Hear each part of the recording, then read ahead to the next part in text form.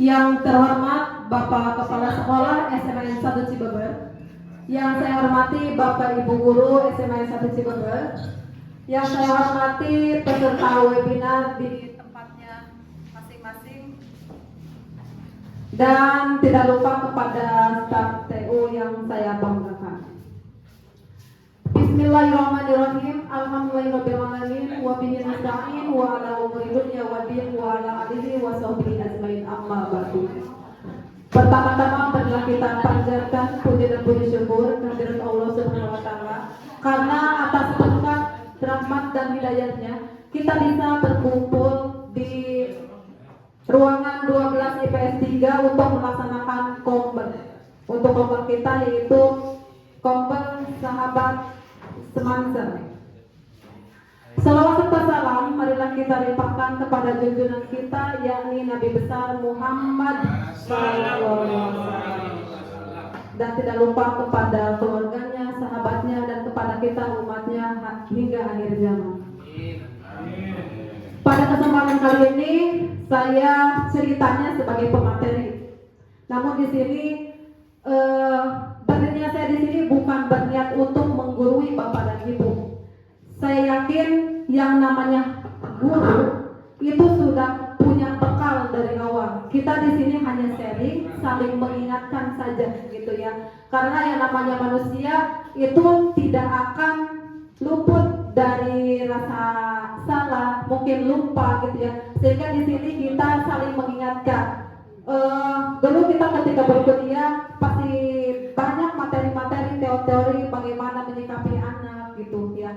Nah di sini saya perkenalkan nama saya Munajah. Saya sebagai guru biologi di SMA 1 Cibeber, mengajar kelas 10 dan 12. Tapi di sini saya bukan untuk mengajar biologi gitu ya Bapak Ibu.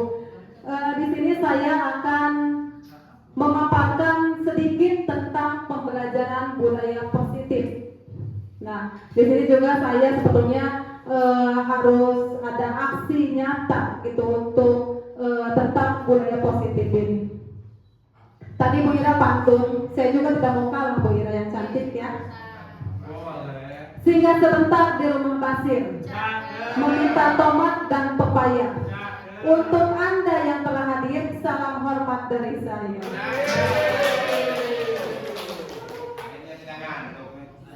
Sudah ngantuk ya Pak ya. Nah, sebelum kita mulai materi, alangkah baiknya kita tebak-tebakan dulu ya, biar sedikit cenghar ya. Coba, apa? Silakan kita tebak gambar. Coba tebak gambar yang ada di depan di sini. Apa ini? Siluman jengkel ayam. Salah. Apa Pak Joko? Bakso ayam. Iya betul sekali Mas saya.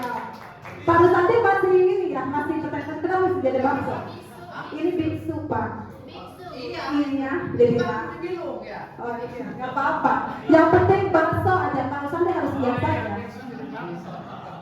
Lagi ya? Apa ini? Baca dengan cadel. Ayo bunda, apa ini? Pandang udah, makanya udah kalian udah siap menjawab. Apa ini Pak? Apa ini Pak Artis?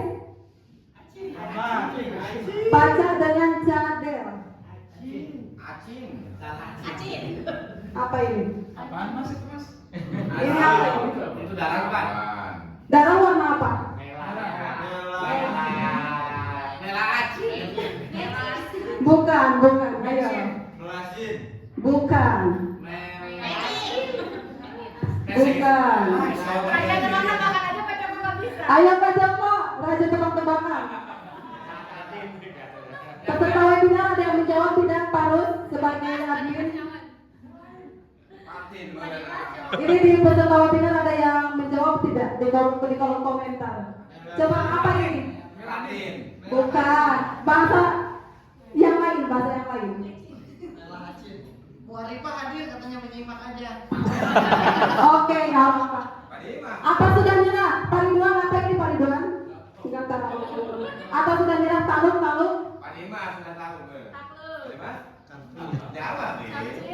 Merah Alvin. Ayo, sudah taluk belum? Belum. Belum. iya kalau Darah cinta. Darah cinta. Baik. Baik banget. Kenapa? Kok cinta baik? apa? Buena, Wiwi apa Bu? Margarin. Margarin. Merah bahasa Sundanya apa? Dicatat. Bermain. Bener. Asik.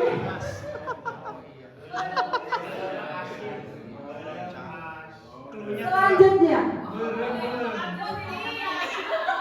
apa? Betul, kunci kesuksesan. Ini apa?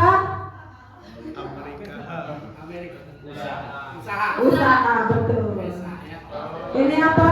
Parus sering nonton kartun nggak anaknya? Lara sering main kartun nggak? Nonton kartun. Huruf vokal apa itu? Ini apa? Bahasa Sundanya campur. Pacu. Diganti sama pokoknya. Jadi pecel lele. Apa ini? Yang punya anak sering nonton kartun ini pasti tahu. Ayo. Gon. Sigon. Jadi pecel lele. Gondeng.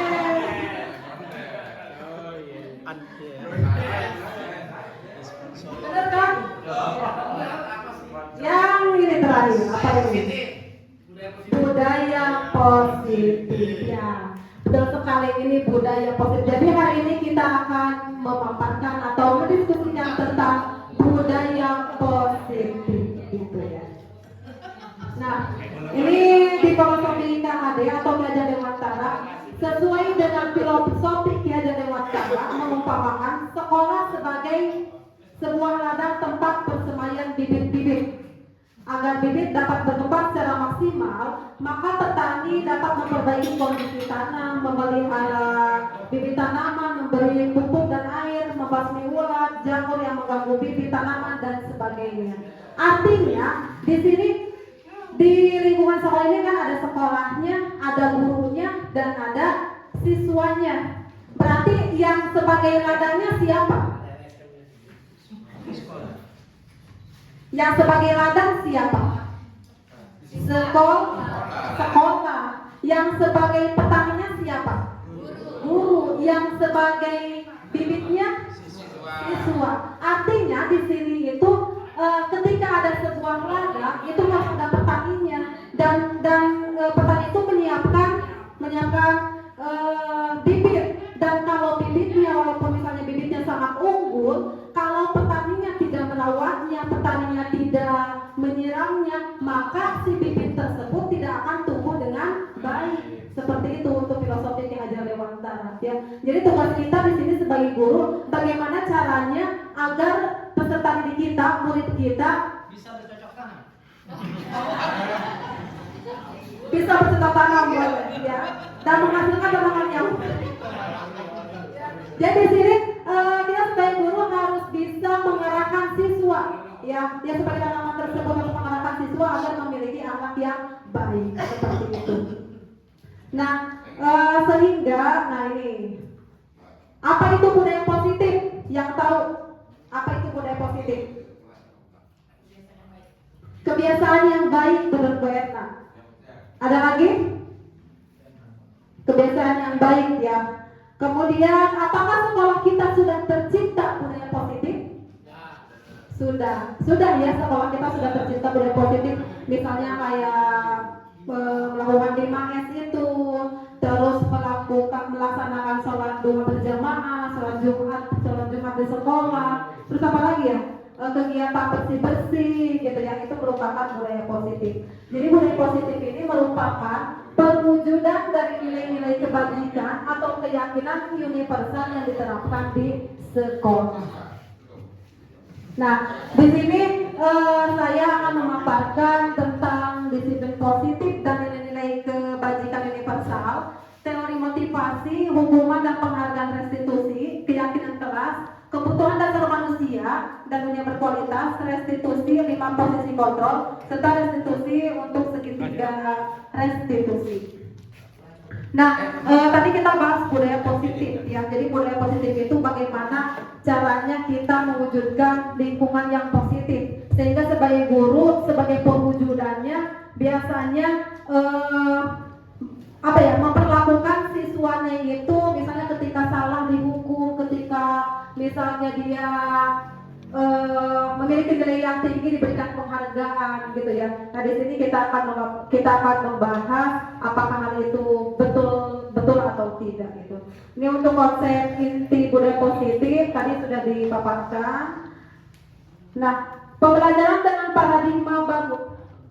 Pembelajaran dengan paradigma baru dirancang berdasarkan prinsip pembelajaran yang terdiferensiasi, sehingga setiap siswa belajar sesuai dengan kebutuhan dari tahap perkembangannya untuk mewujudkan profil pelajar Pancasila.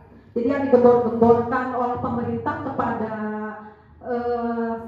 kepada kita semua sebagai guru harus terwujudnya profil pelajar Pancasila gitu ya. Nah ini ada miskonsepsi tentang teori kontrol. Ilusi guru mengontrol murid. Jadi ilusi itu apa ya? Semacam gambaran ya bahwa kita itu bisa mengontrol murid. Ilusi bahwa semua penguatan positif, efektif dan bermanfaat. Ilusi bahwa kritik dan membuat rasa bersalah mampu menguatkan karakter. Ilusi bahwa orang dewasa berhak memaksa. Nah ini untuk nilai-nilai kebajikannya, saya rasa ini sudah tahu ya. Nah ini perubahan paradigma. Kita bisa disimulasikan. Ada A dan B. Anda atau ibu dan teman ibu gitu ya, atau teman bapak ibu, sobeklah secari kertas kecil. Tuliskan benda atau sesuatu yang sangat berharga untuk Anda. Jadi ditulis di kertas kecil itu ya. Letakkan di salah satu tangan Anda dan genggam benda atau sesuatu tersebut dengan segala daya. Buatlah sebuah kepala. Kemudian nanti teman bapak ibu itu akan mencoba dengan sekuat tenaga dengan berbagai cara untuk meminta Anda memberikan benda tersebut. B bisa membujuk, mengancam, menghardik, merayu, menyuap, apa saja agar dapat membuka kepala tangan Anda. Nah, jadi sebenarnya kita itu punya sekali kertas yang sangat berharga gitu ya. Tapi yang rekan kita itu bisa merayu, bisa sampai membawa kepala itu. Apa yang terjadi ketika misalnya bapak ibu di posisi A, apakah mau membuka dan begitu saja? Bagaimana? Iya. Mau membukanya? Dengan cara apa? Kalau misalnya seseorang itu gimana? Meminta baik-baik, secara baik-baik. Kalau memintanya dengan baik-baik, yang lain? Harus ada rayuan, Harus ada rayuan gitu ya. Nah, begitupun kita terhadap siswa kita ketika misalnya melakukan kesalahan, ibaratnya kalau kita dengan paksaan, apakah mereka itu dengan sadar bisa melakukan apa yang kita minta atau tidak? Ibaratnya seperti itu. Selanjutnya, nah ini untuk perubahan paradigma, stimulus, respon, dan teori kontrol. Siapa sesungguhnya yang memiliki kontrol? Ada stimulus respon. Kita mencoba mengubah orang agar berpandangan sama dengan kita. Kalau teori kontrol, kita berusaha memahami pandangan orang lain tentang dunia. Gitu ya, guys, selanjutnya. Nah, selanjutnya disiplin. Apa yang ada di benak Bapak Ibu ketika mendengar kata disiplin? Keteraturan. Capek. Apa Pak? Ketegasan. Yang lain? Tepat waktu.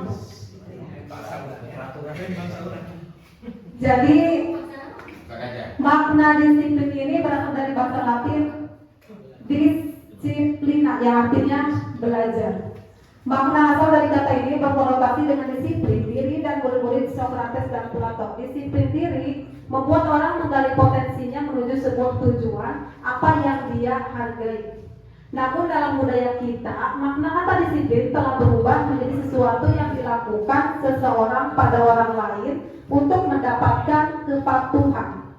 Kecenderungan umum adalah menghubungkan kata disiplin dengan ketidaknyamanan, bukan dengan apa yang kita hargai atau pencapaian suatu tujuan mulia. Ini disiplin. Ya. Jadi disiplin positif tujuannya adalah menciptakan anak-anak yang memiliki disiplin diri sehingga mereka bisa berperilaku dengan mengacu pada nilai-nilai kebajikan universal dan memiliki motivasi intrinsik bukan ekstrinsik. Jadi disiplin itu harus ada dari dalam dirinya, bukan paksaan dari luar. Kalau misalnya sudah ditanamkan dari dalam diri, anak itu tanpa disuruh sudah mau melakukannya. Jadi semacam motivasi intrinsik. Nah, ini untuk 4 teori. Yang pertama motivasi perilaku manusia, hukuman, konsekuensi, dan restitusi. Nah, ini ada mohon pendapatnya. Sebagai seorang guru, saat Bapak Ibu hadir masuk kelas tepat waktu, motivasi apa yang mendasari tindakan tersebut? Motivasi apa yang membuat Bapak Ibu masuk kelas tepat waktu? Apakah karena kasihan kepada siswa yang menunggu, atau memberi contoh kepada muridnya? Ada lagi? Atau misalnya karena takut terhadap atasan? Ada? Jadi kalau misalnya memberi contoh berarti itu intrinsik atau ekstrinsik ya? Intrinsik ya. Kalau misal, coba yang lain tadi apa lagi? Memberi contoh, kasihan ke yang sedang menunggu berarti itu intrinsik atau ekstrinsik? Ekstrinsik ya. Karena ada yang menunggu sehingga kita kasihan gitu. Nah, munah kalem kumaha? Ekstrinsik ya. Motivasi ekstrinsik. Takut sama Allah. Wah itu apa? Jauh banget. In. Berapa gitu. Nah ini untuk teori motivasi perilaku manusia. Yang tadi yang pertama untuk menghindari ketidaknyamanan atau hukuman. Misalnya kayak karena masuk tepat waktu karena tidak enak gitu ya. Berarti ini termasuk motivasi eksternal. Ya. Apa yang akan terjadi apabila saya tidak melakukannya? Atau misalnya kebenaran gitu ya Pak, kursi masten gitu ya. Berarti itu motivasi eksternal, takut dipotong misalnya gitu. Terus yang kedua, untuk mendapatkan imbalan dari orang lain atau institusi tadi yang alam misalnya gitu ya. Berarti itu yang pajak. Jadi apa yang akan saya dapatkan apabila saya melakukannya? Itu berarti motivasi eksternal. Yang ketiga, untuk menghargai diri sendiri. Saya akan menjadi orang yang seperti apa bila saya melakukannya.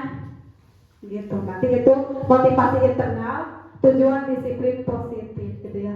Alhamdulillah kalau sekolah kita mah sudah termasuk motivasi internal gitu ya. Luar biasa. Nah, ini ada pertanyaan. Sebelum beberapa sudah tahu ya, karena sebelumnya kita sudah diseminasi dengan Mira, tapi silakan dijawab kembali. Yang pertama, setuju atau tidak setuju? Hukuman dapat mendisiplinkan anak. Setuju. Pak Agus setuju. Alasannya kenapa Pak Agus setuju? Ya karena karakter siswa itu kadang-kadang berbeda. Ada yang mungkin harus diperlakukan seperti itu. Jadi harus dikasih hukuman gitu ya. Siswanya juga. Betul Pak Agus setuju. Ada yang tidak setuju? Gitu. Pak Agus Le. Tidak setuju. Agus Kenapa Lebai. Pak tidak setuju? Karena itu mereka itu disiplinnya karena takut saja. Karena takut saja Tidak gitu ya. timbul dari hati yang paling dalam. Iya. Terus yang kedua, pemberian hukuman dengan hal positif seperti membaca atau membersihkan halaman sekolah dapat meningkatkan setuju. Tidak setuju. Kenapa Pak? Tidak ada hubungannya ya. Sama aja dengan tadi. Yang ketiga, memberi penghargaan dapat meningkatkan motivasi belajar anak. Bisa. Menghargai anaknya. Ya bisa ya. Nah, sekarang kita bahas ya. Nah, apa itu hukuman? Jadi hukuman itu tindakan tidak terencana atau tiba-tiba. Anak atau murid tidak tahu apa yang akan terjadi dan tidak dilibatkan. Hukuman bersifat satu arah dari pihak guru yang memberikan. Jadi di sini biasanya ketika dikasih hukuman, murid atau anak akan tersakiti. Yang kedua, perilaku pasif agresif meningkat. Biasanya kan hukuman itu secara spontan gitu ya. Misalnya terlambat, berdiri kamu, bersihin WC sana, misalnya gitu ya. Itu hukuman jadi hanya satu arah gitu, tidak ada kesepakatan awal. Kalau terencana berarti bukan sip. Kalau terencana itu kan nanti ada kesepakatan di awal gitu Pak, berbeda. Terus yang kedua ada konsekuensi. Nah, kalau hukuman tidak terencana, kalau konsekuensi itu terencana atau sudah disepakati, sudah dan disetujui oleh murid dan guru. Peserta didik selalu tidak dibuat nyaman. Oke. Jadi penguatan hanya bertahan dalam jangka waktu pendek, efeknya ya. Dan ini ada stimulus dan menghasilkan respon. Responnya seperti apa? Nah ini itu konsekuensi. Jadi kalau konsekuensi sudah ada rencana. Kalau misalnya besok kamu terlambat, maka kamu akan disuruh ngepel, misalnya gitu Pak. Itu konsekuensinya seperti itu. Coba kita bareng-bareng saja ya. Ini ada tindakan guru mencatat 100 kali di dalam buku kalimat, saya tidak akan terlambat lagi kalau terlambat ke sekolah. Menurut Bapak Ibu termasuk hukuman atau konsekuensi? Hukuman. Praktis setuju? Setuju. Yang kedua, lari mengelilingi lapangan basket 2 kali karena terlambat hadir di sekolah. Hukuman atau konsekuensi? Kenapa Pak Asep konsekuensi? Dia udah melanggar dari aturan yang sudah diberlakukan. Karena sudah melanggar. Menurut Pak Asep konsekuensi. Menurut ada yang menjawab hukuman? Kenapa Pak hukuman? Guru dulu menjawab. Kecuali misalkan ini ya. Lari mengelilingi. Kecuali misalkan ada tanpa ada kesepakatan dari awal gitu. Kecuali misalkan pelajarannya Pak Ade tiba-tiba polisi Ini tiba-tiba kayak ini Pak. Karena terlambat hadir. ya hukuman. Hukuman. Yang ketiga, murid diminta untuk push up 15 kali karena tidak menggunakan masker ke sekolah. Konsekuensi kenapa Ibu? Karena kan awalnya sudah harus menggunakan masker, tapi dia tidak pakai, akhirnya push up. Baiklah. Tapi kan kondisinya sekarang udah COVID. Ini dibuatnya zaman covid Kayak kan? hukuman. Hukuman. Menurut Ibu konsekuensi menurut Bapak hukuman, nanti kita lihat ya. Yang selanjutnya, menggantikan kertas tugas teman yang telah dicoret-coret. Konsekuensi. Ada yang tidak sependapat, ada yang jauh hukuman. Membersihkan tumpahan air di meja tulis karena tersenggol pada saat belajar. Murid disuruh untuk mengenakan sepatu seharian di sekolah karena tidak mengenakan sepatu hitam.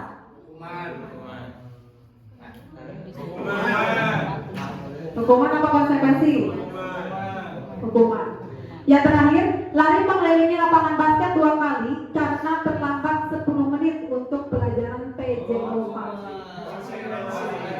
Pak Abdullah sebenarnya jawab hukuman. Kenapa Pak hukuman? Konsekuensi.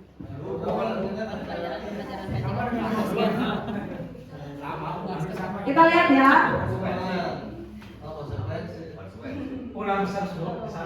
Yang pertama ternyata hukuman, betul. Yang kedua hukuman, ketiga hukuman, yang keempat konsekuensi, yang kelima konsekuensi, yang keenam hukuman, yang terakhir konsekuensi. Kenapa konsekuensi yang terakhir? Karena masih masuk dalam ke pelajaran PJOK dan mungkin sebelumnya ini sudah ada aturan gitu ya dibuat oleh guru PJOK tersebut sehingga termasuk ke konsekuensi.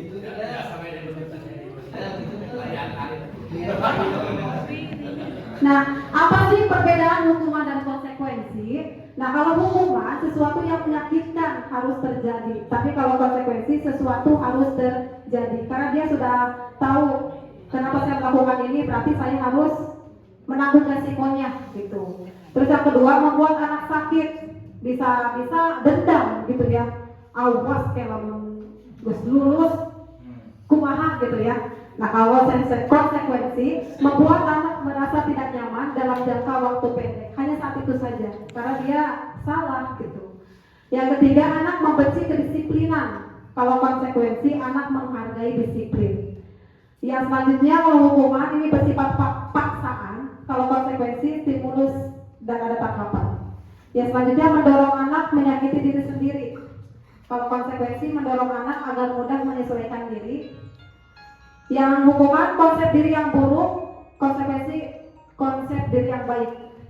Anak belajar untuk menyembunyikan kesalahan, anak belajar untuk mematuhi peraturan. Dan yang terakhir, untuk hukuman, biasanya murid merasa marah, merasa bersalah, dipermalukan, merasa tak dihargai. Kalau konsekuensi, kehilangan hak, dibuat tidak nyaman, diasingkan untuk sementara atau time out. Itu perbedaannya. Kalau poin hukuman atau konsekuensi. Kalau menurut saya konsekuensi karena sudah dibuat kesepakatan dari awal. Poin itu skor, perubahan itu poin. Artinya kalau poin misalkan tidak menggunakan sepatu hitam. Oh, iya. Ya. Itu anak sudah tahu. Ketika saya bertanya, kamu tahu nggak kalau menggunakan sepatu putih apa yang terjadi di poin bu? Berarti dia sudah menghargainya, sudah tahu gitu. Jadi nggak apa-apa. Nah, selanjutnya dari hukuman tersebut, ini yang agak aneh ya, dihukum oleh penghargaan. Apa nih? Dihukum oleh penghargaan. Maksudnya apa ya? Namun puasa bahwa terlihat tidak kalau tidak 100 sepoin.